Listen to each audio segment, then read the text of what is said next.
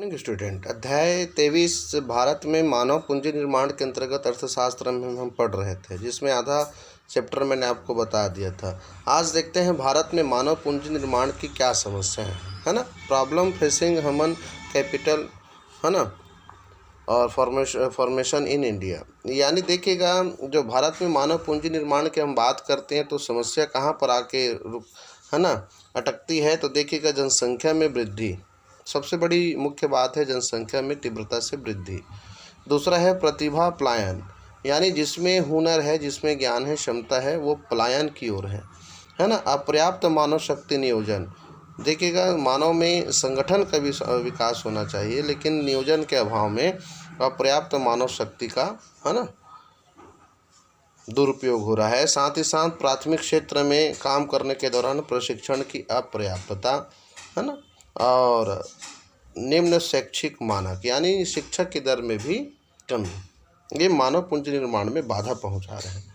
देखिएगा, शिक्षा का महत्व और उद्देश्य की अगर बात करें तो शिक्षा से विज्ञान तथा प्रौद्योगिकी का विकास होता है और देश के सभी क्षेत्रों के प्राकृतिक तथा मानवीय संसाधनों के उपयोग में शिक्षा सहायक होती है। और शिक्षा जो है नैतिक ज्ञान देती है ना, और शिक्षा से उच्च जीवन स्तर की प्राप्ति में सहायता मिलती है। यह आर्थिक विकास में सहायक होती है। और भारत में शिक्षा क्षेत्र का अगर विकास की अगर हम बात करें तो प्रारंभिक शिक्षा जो है, प्रारंभिक शिक्षा के अंतर्गत 6 से 14 वर्ष की आयु समूह से कक्षा 1 से 8वीं तक के बच्चे सम्मिलित होते हैं। और सन 1950 में से 51 में प्राथमिक एवं मध्य स्कूलों की संख्या जो है 2.23 लाख की, है ना, जो बढ़कर 12.96 लाख हो गई है ना। इसके फलस्वरूप साक्षर व्यक्तियों की प्रतिशत 18.3% से बढ़कर 73.0% हो गया है। माध्यमिक शिक्षा की अगर बात करें तो सन 1950 और 51 में देश में 7.4 हजार माध्यमिक स्कूल थे, जिनमें विद्यार्थियों की संख्या 150 लाख थी, है ना।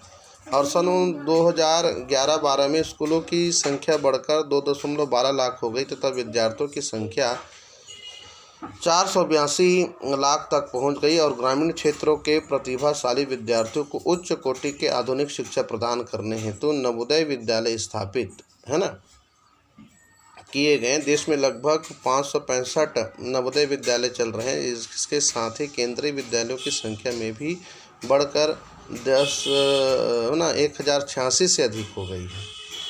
और किंतु नामांकन अनुपात व व्यावसायिक शिक्षा के क्षेत्र में विशेष प्रगति नहीं हुई, है ना।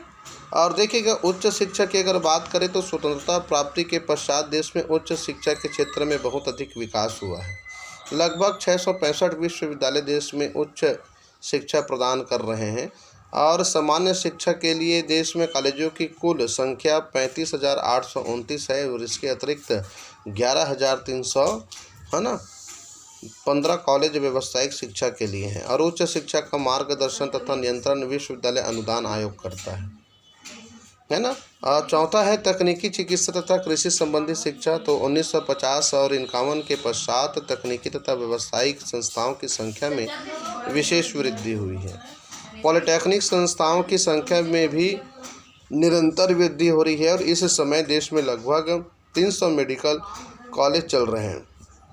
और देश में कई अनुसंधान केंद्र जैसे भारतीय तकनीकी संस्थान, कृषि अनुसंधान संस्थान, भारतीय सांख्यिकी संस्थान, राष्ट्रीय, है ना, भौतिक प्रयोगशाला आदि भी स्थापित किए गए हैं।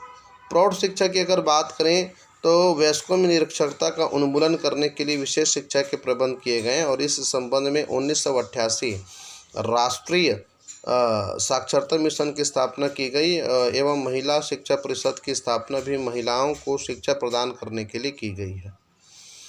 यही नहीं, महिलाओं के लिए महिला पॉलिटेक्निक भी स्थापित किए गए हैं। और देखिएगा, 6वीं बात देखें तो सर्व शिक्षा अभियान, तो सभी व्यक्तियों को शिक्षित करने के लिए राष्ट्रीय साक्षरता मिशन स्थापित कर इस अभियान को साक्षर भारत के नाम से पुनः स्थापित किया गया है ना, जिससे देश के सभी नागरिक साक्षर हो सके। और शिक्षा के क्षेत्र की चुनौती और समस्याओं को अगर कि हम चर्चा करें तो ऐसी दृष्टि से शिक्षा पर व्यय अधिक होता है, जो कि सकल घरेलू उत्पाद का अधिक प्रतिशत व्यय दर्शाता है है ना। और भारत में लिंग के आधार पर पक्षपात किया जाता है, अर्थात लड़के और लड़कियों को शिक्षा के समान अवसर नहीं दिए जाते। शहरी तथा ग्रामीण जनसंख्या की शिक्षा संबंधी पहुंच में बहुत असमानता पाई जाती है। और चौथा है निर्धनता भी शिक्षा का एक बड़ा कारण है ना। और गुणवत्ता की दृष्टि से शिक्षा का निम्न स्तर निम्न है। तो इस प्रकार से मानव पूंजी निर्माण में बहुत सारी ऐसी समस्याओं का सामना करना पड़ता है, जिससे भारत में मानव पूंजी निर्माण क्या है, अविकसित हो जाता है। प्रगति तो है, प्रगति के साथ साथ है ना अवनति की भी दशा हमें देखने के लिए मिलती है। तो ये सब पर्याप्त कारण थे जो मैंने आपको बताने का प्रयास किया, और इस प्रकार से चैप्टर जो है समाप्त होता है। Thank you.